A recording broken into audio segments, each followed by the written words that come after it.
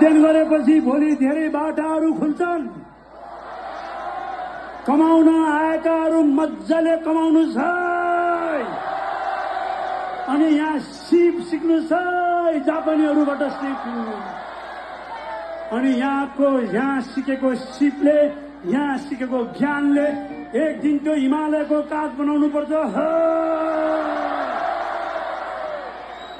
कसलाई के थाहा छ संसारमा भोलि कदम कदाचित केही उथुल पुथुल भयो भने जानुपर्ने त्यही बाउबाजेले बजेले नङ्ग्रा खेलाएको माटो खेलाएको त्यही हिमालयको काठमा जानुपर्छ। हामीले बिर्सिनु हुँदैन हिजो बर्माबाट नेपालीहरूलाई कसरी खेदिएको थियो, हिजो मेघालयमा नेपालीहरूलाई कसरी दबाइएको थियो, 90 को दशकमा भुटानबाट नेपालीहरूलाई कसरी खेदाइएको थियो। त्यसैले जहाँ भए पनि जस्तो भए पनि तपाईँ हामीले नेपाली भाषा बोलौँ है,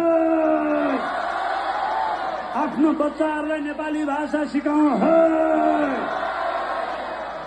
अनि दुःखै भए पनि सुखै भए पनि अरूले आएर त भनिदिने मात्र गरिदिने होइन, बनाउनु पर्ने हामीले हाम्रै देश हो। एक दिन नेपाल फर्केर जानुपर्छ।